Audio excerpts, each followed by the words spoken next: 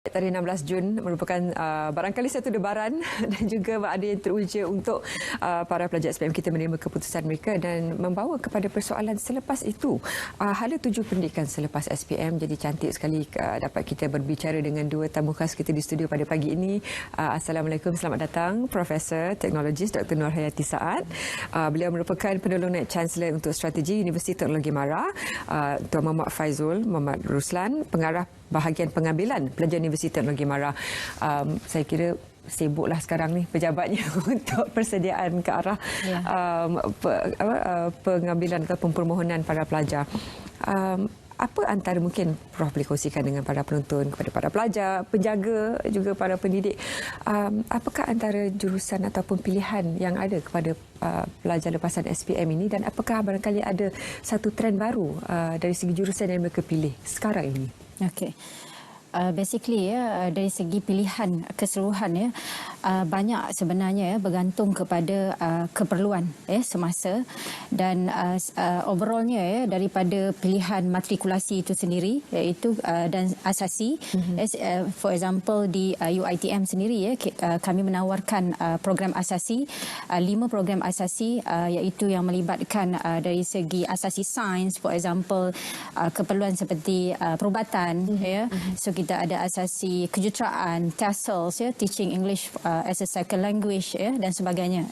Dan selain itu kita ada juga program yang mana pilihan melibatkan program-program diploma. Kita menawarkan 78 program diploma dan profesional yang mana ia melibatkan accountancy, kejuruteraan, program-program yang melibatkan yang terkini, for example data analitik, yang melibatkan pembangunan sistem, because sekarang bila mana kita melibatkan complexity dalam keadaan VUCA world at the moment, yang mana semua ini memerlukan kita punya integration dari segi kepakaran dari segi digital, teknologi dan sebagainya.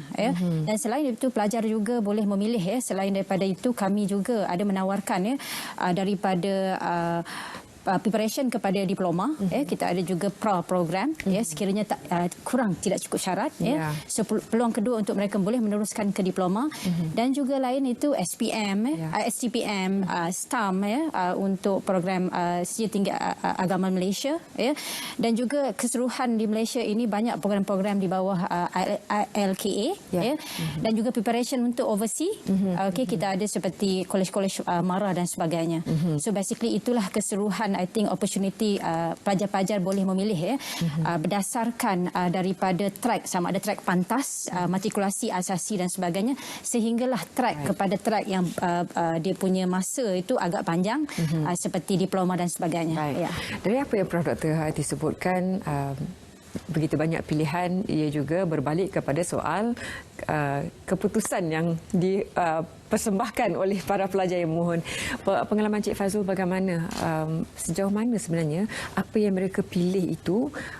Adakah juga muncul soalan apakah ini boleh menjadikan satu bidang kerjaya untuk mereka pada masa akan datang? Sebab sekarang ini bukan saja boleh mereka akan pilih jurusan yang mereka nak, tapi akan juga datang pandangan-pandangan yang mereka kan boleh cari kerja ke nanti dengan jurusan yang ambil ni. Sebab sekarang ni dinamika dunia pekerjaan itu begitu luas. Pandangan Cik Fazul bagaimana?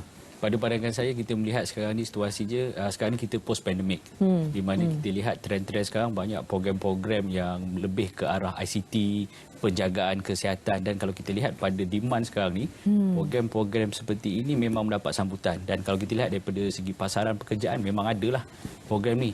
Tapi seperti yang disebutkan tadi, dinamika situasi semasa, mungkin pada 2 tahun akan datang, tahun-tahun seterusnya mungkin akan berubah. Tapi kita lihat pada situasi sekarang, program itu memang mendapat sambutan dan peluang pekerjaannya memang sangat tinggi. Jadi apa-apa pun kita nasihatkan pada calon-calon ni lah, lepasan pelajar SPM ni yang akan dapat result insya-Allah pada hari Khamis ni, mereka pertamanya kena mereka lihat pada keputusan mereka itu sendiri, kelayakan akademik.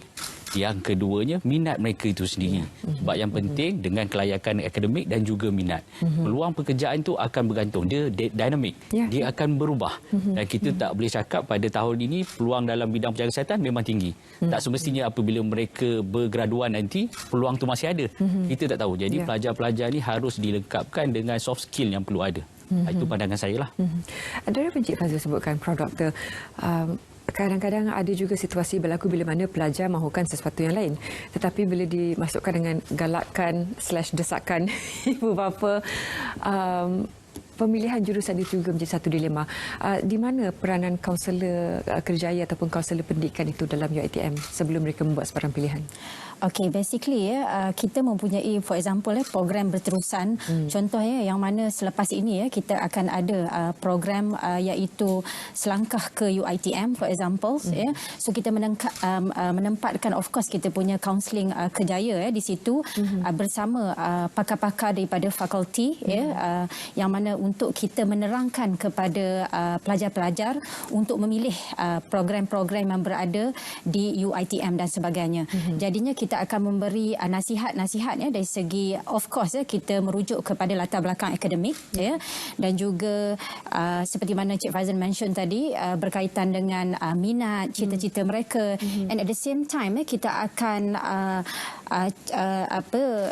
maklumkan, for example, dia punya pathway daripada, for example, kalau mereka mengambil asasi, selepas itu mereka mengambil ijazah sarjana muda, okey, dan selepasnya kita mempunyai full range, for example, program daripada situ untuk mereka melangkah terus ke sama ada sambung belajar lagi ke peringkat lebih tinggi, master dan PhD, ataupun mereka, for example, selepas diploma mungkin terminating di situ, bekerja dahulu. Okey, so dia bergantung daripada kesemua itu tadi, dan of course bergantung juga kepada future, because at the end of the day, of course setiap pekerjaan itu atau setiap program yang direka bentuk di universiti, sesuatu IPTA ataupun di IPTS, dia untuk sesuatu kelompok pekerjaan yang pasti ada marketnya, cuma dia mengikut keperluan semasa dan sama ada bilangannya sedikit ataupun banyak. But of course program-program seperti kejuruteraan, program-program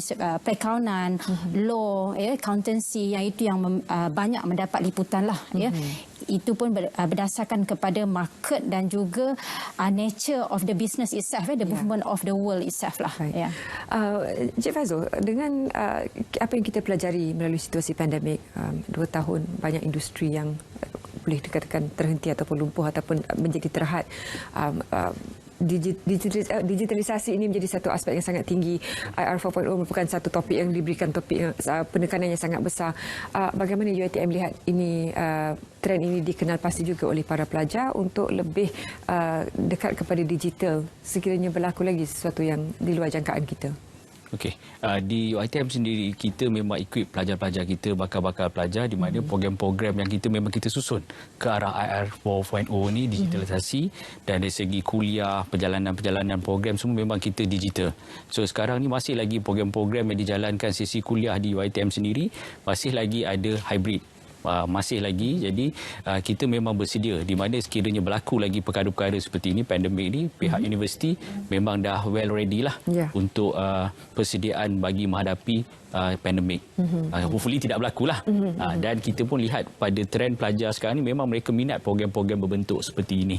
Dan kita memang galakkan sekiranya ke UiTM mereka ada pilihan-pilihan dan peluang-peluang yang ada, insyaAllah. Adakah ini juga akan diserapkan ke dalam expose langkah ke UiTM, sebab banyak kolej sekarang yang mengadakan open day, hari terbuka. Jadi apa yang menunggu para pelajar di UiTM? Okey, pada expose langkah kita, iaitu kita akan adakan pada 16 dan 17 secara online, yang mana semua para pelajar boleh ikuti bersama ibu bapa online, melalui saluran UiTM YouTube, rasmi, dan juga kita akan ada secara fizikal di ICCC, iaitu Convention Center di ICT, Section 7, yang mana itu akan diadakan secara fizikal selama 18 dan 19 hari bulan. Jadinya pelajar kita akan bawa pelajar semua kepada program-program yang kita ada.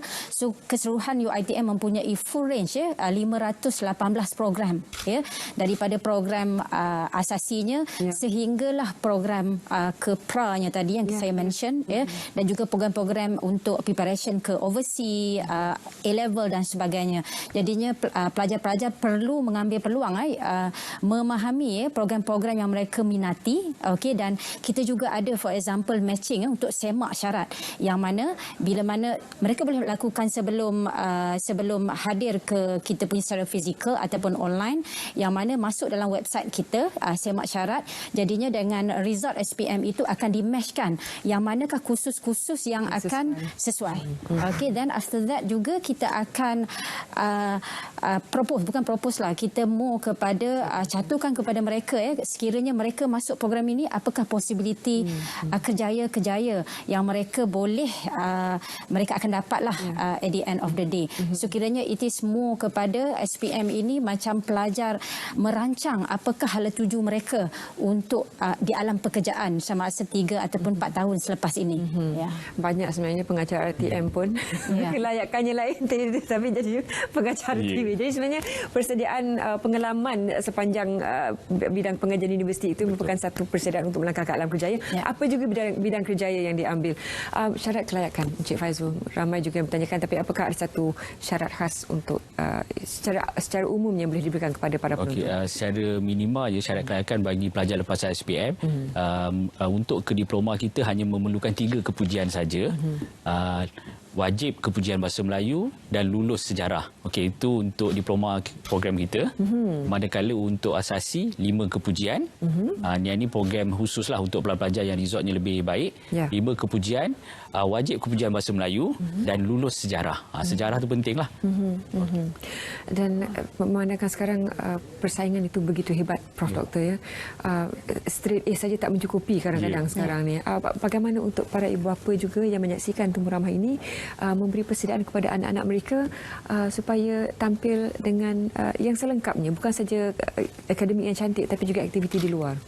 Okey, sekiranya saya boleh kaitkan dengan World Economic Forum yang mana menekankan by 2025 the nearest iaitu 10 skill keperluan pelajar-pelajar ini yang mana saya boleh rangkumkan di bawah 4, iaitu pertamanya problem solving. Pelajar perlu faham dan juga dapat dari segi hands on dan untuk menyelesaikan masalah. Yang kedua, kebanyakan alam pekerjaan sekarang melibatkan banyak involve dengan people. So dengan kata lain kita memerlukan skill-skill yang perlibatan dengan manusia lah. Okey. Dan yang ketiganya adalah melibatkan pembangunan penggunaan teknologi, pembangunan teknologi dan sebagainya.